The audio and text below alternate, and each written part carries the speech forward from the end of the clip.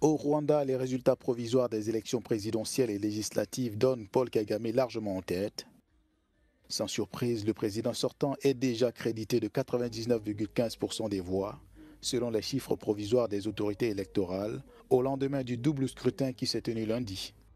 Toutefois, ce chiffre porte sur 79% des bulletins dépouillés et les résultats définitifs sont attendus pour le 27 juillet prochain. Ce plébiscite confirmera ainsi l'extrême popularité de l'homme de 66 ans au pouvoir depuis maintenant 24 ans. Le patron du Front patriotique rwandais rempile pour un 4e mandat à la tête de ce pays d'Afrique de l'Est. Au terme d'une campagne menée à l'américaine où il a démontré sa force de mobilisation sans partage, Paul Kagame était quasiment assuré de la victoire face à des opposants à peine suivis. Le chef du Parti des Verts démocratiques Franck Habineza et l'indépendant Philippe Mpayimana avaient été les seuls candidats autorisés face au président comme en 2017. Grâce aux actions de reconquête du territoire national initiées par les autorités du Burkina Faso, 774 000 Burkinabés déplacés internes du fait des attaques terroristes sont retournés chez eux ou installés dans les zones plus sûres. C'est ce qu'a annoncé l'agence d'information du Burkina Faso, citant le ministère chargé de la prospective. Nous avions conçu et initié ce projet qui vise à améliorer les conditions de vie des populations, leur offrir des logements décents dans plusieurs localités de notre pays et pour répondre justement à ce besoin de bien se loger et de pouvoir produire, mais également pour résorber la croissance accélérée et l'urbanisation accélérée que les déplacements forcés de population ont créé dans notre pays. Au Burkina Faso, 2,6 millions de personnes déplacées internes des pays ont été enregistrées par le secrétariat permanent du Conseil national des secours d'urgence et de réhabilitation au 31 mars 2023. Après le Sahel, le centre-nord est la deuxième région burkinabé avec le plus grand nombre de déplacements internes. Fin novembre 2023, plus de 340 000 des pays avaient pu regagner les zones débarrassées des terroristes selon le gouvernement burkinabé. Nous sommes contents de bénéficier du soutien de nos autorités. Nous leur disons merci et nous prions pour que Dieu les protège, pour qu'elles continuent de nous soutenir. Le Burkina Faso connaît depuis 2015 des incidents de sécurité liés aux attaques et menaces des groupes armés terroristes. L'une des principales conséquences de cette situation est la naissance d'une crise humanitaire occasionnant des déplacements massifs de population et la diminution drastique de la production agricole, animale et alimentaire dans les zones affectées. Depuis plusieurs années, la région du Sahel en Afrique subit une escalade inquiétante de l'activité terroriste. Cette zone dénombre le plus grand nombre d'attaques contre des civils au cours des 3 dernières années, avec plus de 1100 attaques perpétrées par des groupes islamistes militants en 2023, selon le Centre d'études stratégiques de l'Afrique. Ce foyer de tensions extrêmes et de violence pose des défis majeurs à la stabilité régionale et internationale. Nous constatons que les activités des éléments terroristes et armés progressent et nous devons trouver les voies et moyens pour y répondre. La détérioration de la situation sécuritaire au Sahel appelle à une réponse globale forte conduite par les États et les peuples de la région. À cet effet, les responsables de la défense et de la sécurité des États africains coopèrent étroitement pour prévenir les attaques terroristes et assurer la sécurité des citoyens.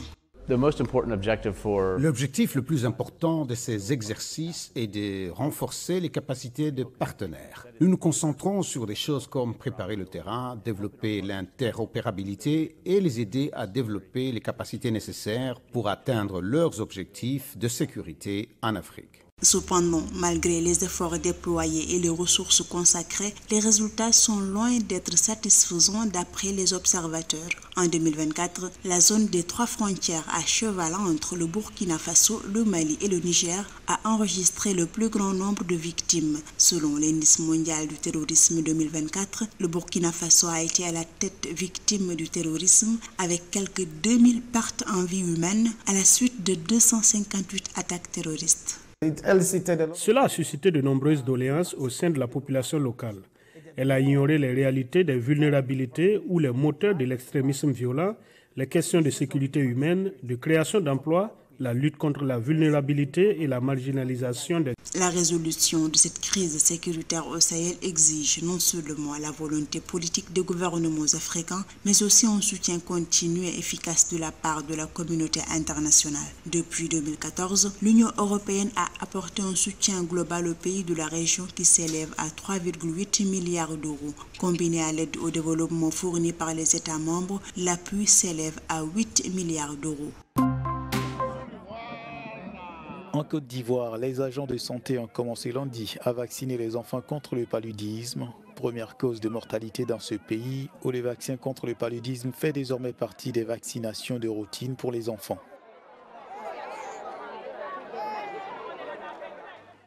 Cette décision montre l'engagement du gouvernement qui met un point d'honneur à investir dans la santé de nos enfants, qui sont nos trésors les plus précieux. Nous voulons donc assurer leur protection et leur bien-être parce qu'ils sont l'avenir de notre pays. Ce pays d'Afrique de l'Ouest est devenu le premier à déployer le tout nouveau vaccin contre le paludisme dans le cadre d'un effort visant à couvrir au moins 250 000 enfants de moins de 2 ans. Et l'OMS rassure.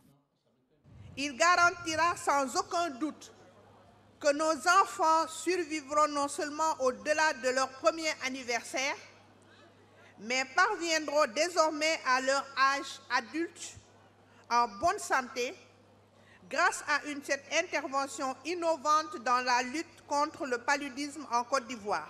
94% des cas et de décès de paludisme dans le monde se trouvent en Afrique.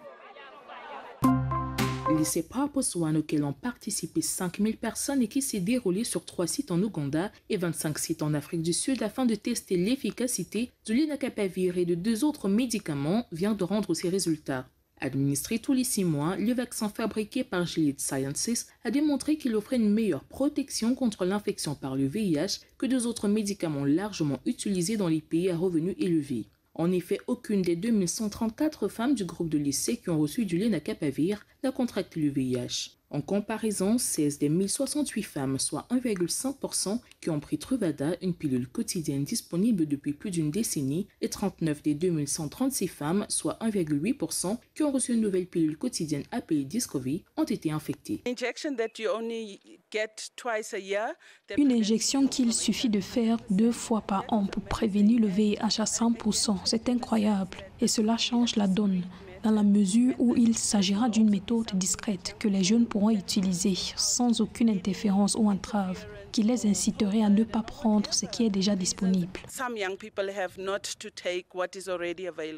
Selon les autorités sud-africaines, environ 12% de la population vivant en 2023 avec le VIH. Un taux en hausse de 19% pour les seuls adultes de 15 à 49 ans. L'Afrique du Sud compte le plus grand nombre d'individus vivant avec le VIH-Sida au monde, soit près de 7 millions d'individus, les femmes étant plus vulnérables que les hommes. D'après le ministère de la Santé, une femme sud-africaine sur 4, entre 20 et 29 ans, est infectée par le virus.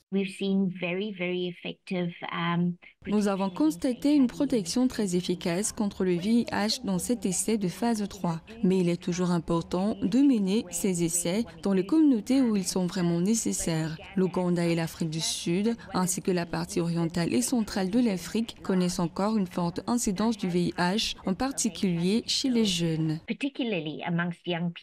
La grande question en suspens reste celle de l'accès aux médicaments.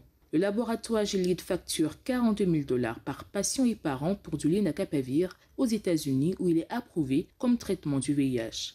Pourtant, le budget actuel de l'Afrique du Sud pour la PrEP orale est d'environ $40 par patient et par an.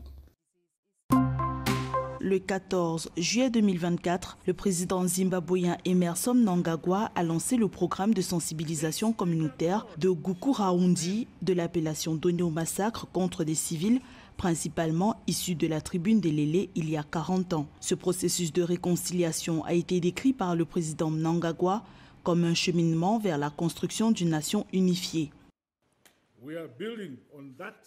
Nous construisons sur cette fondation et cimentons notre unité afin de nous protéger contre la jalousie. C'est notre pari dans cette nation sacrée, le Zimbabwe.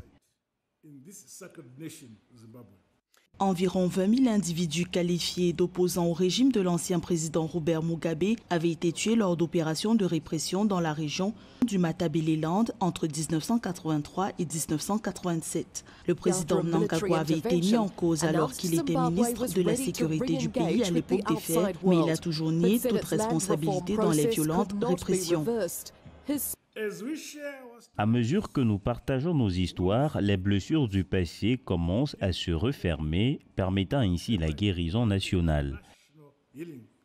En 2017, le président Emmerson Mnangagwa a fait la promesse d'un processus de réconciliation et a créé des groupes de chefs traditionnels locaux chargés d'enquêter sur ces massacres. 72 chefs vont diriger des audiences contre les présumés auteurs de ces massacres. Mais certaines familles de victimes demandent au gouvernement des excuses publiques afin que le processus de réconciliation entamé soit, selon elles, abouti.